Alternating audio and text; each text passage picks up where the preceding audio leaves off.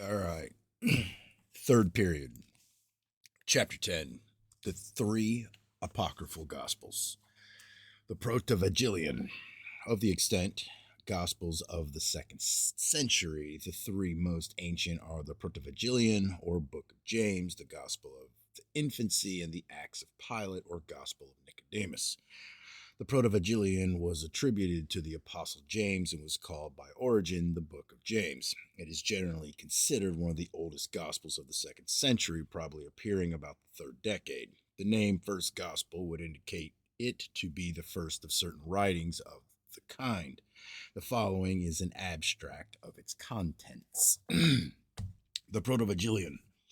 Chapter 1, an account of Joachim and of the refusal of his offerings in the temple, which were despised because he had no children. Chapters 2 and 3, Anna, the wife of Joachim, mourns her barrenness and has a conversation upon the subject with her maid Judith. Chapters 4 to 7, the angel announces to Anna that she is to have a child. She brings forth a daughter and calls her name Mary. When Mary was 9 months old, she walked 9 steps. When she was a year old, Joachim gave a great feast to the priests, scribes, elders, and all the people of Israel. When she was 3 years old, they took her to the temple, accompanied by the daughters of the Hebrews carrying lamps. Chapters 8 and 9, she continued in the temple and received her food from the hand of an angel. When she was 12 years old, the priests met in consultation to determine what to do with her. Zacharias, the high priest, consulting the Lord, was told to summon the widowers with their rods, etc. The priest took the rods and went into the temple to pray. After finishing his prayer, he came out and distributed the rods. The last rod was taken by Joseph, and behold, a dove proceeded out of the rod and flew upon the head of Joseph. The high priest then designated Joseph as the one to take the virgin. But Joseph refused, saying, I am an old man and have children, but she is young, and I fear lest I should appear ridiculous in Israel. The priest insisting, Joseph took her to his house and then went away to mind his trade of building. Chapter 10, Mary selected by the priest to spin the true purple for a new veil for the temple. Chapter 11, the announcement to Mary by the angel, similar to Luke. Chapter 12, Mary visits her cousin Elizabeth, similar to the account in Luke. She is now 14 years old. Chapters 13 and 14, Joseph returning from building houses abroad found the virgin with child and reproached her. Mary protested her innocence, saying she knew not how it occurred. Joseph was about to put her away when an angel appeared and dissuaded him from it. Joseph then took the virgin, glorifying God. Chapters 15 and 16, Joseph and Mary were brought before the priest, accused of having violated her virginity, Joseph having taken her merely to keep as a virgin. Joseph was required to drink holy water, which he did unharmed. He was then acquitted. Chapter 17 and 18, Joseph and Mary went to Bethlehem to be taxed. As Mary's time drew near, they were obliged to stop 3 miles from Bethlehem.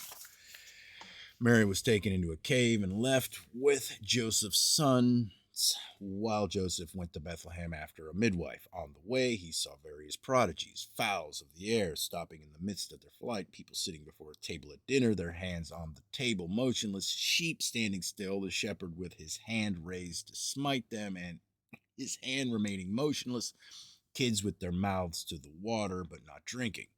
Chapter 19 and 20, Joseph met a midwife. As they approached the cave, a bright cloud overshadowed it, and going in, they found Jesus was born.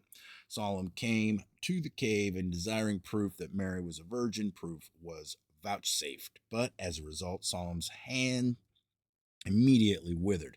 She prayed to the Lord. An angel appeared and told her to take the child, and her hand would be restored. She took the child, and her hand was made whole. Chapter 21, wise men came from the east to Bethlehem, inquiring for the king of the Jews.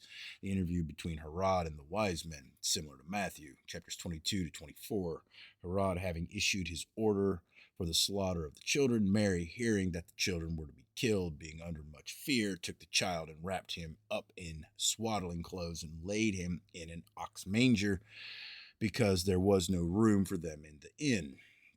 Elizabeth, hearing that her son John was to be searched for, took him and went up into the mountains. There, a mountain opened and received them. Zacharias, because he would not disclose the hiding place of his son John, was murdered in the entrance of the temple.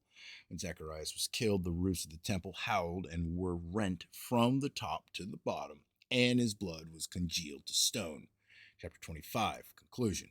I, James, wrote this history in Jerusalem, and when the disturbance was, I retired into a desert place until the death of Herod, and the disturbance ceased at Jerusalem. Opinions of the Fathers. The account in the Protevangelion of the murder of Zacharias, father of John the Baptist, was generally accredited by the Fathers. It is mentioned and endorsed by Tertullian, by Origen, by Epiphanius, by Theophylact, and others. The Protevangelion says Zacharias was killed at the entrance of the temple and his blood was hardened into stone.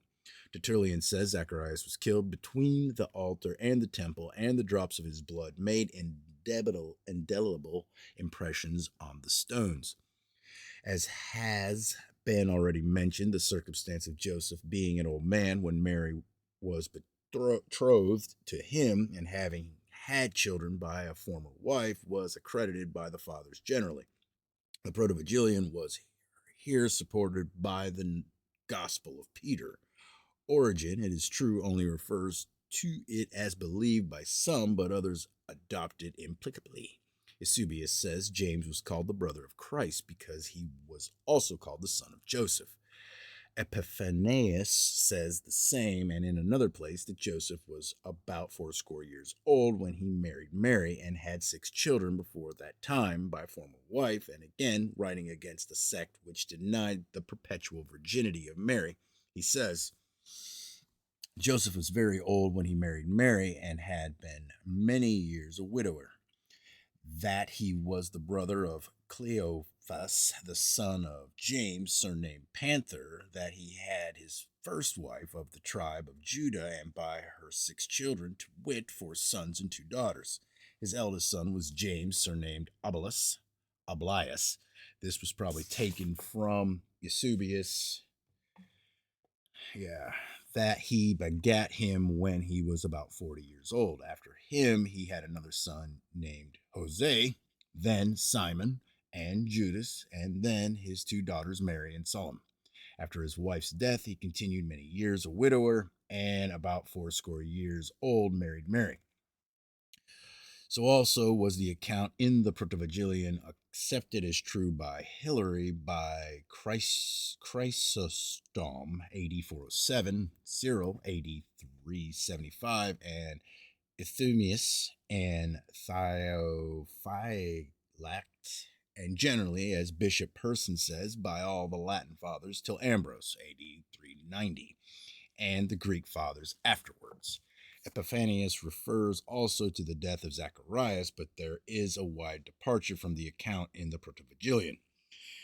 It was, he says, the occasion of the death of Zacharias in the temple that when he had seen a vision, he, through surprise, was willing to disclose it, and his mouth was stopped. That which he saw was at the time of offering incense, and it was a man standing in the form of an ass. When he had gone out and had a mind to speak thus to the people, Woe unto you, whom do ye worship? He who had appeared to him in the temple took away the use of his speech. Afterwards, when he recovered it and was able to speak, he declared this to the Jews, and they slew him.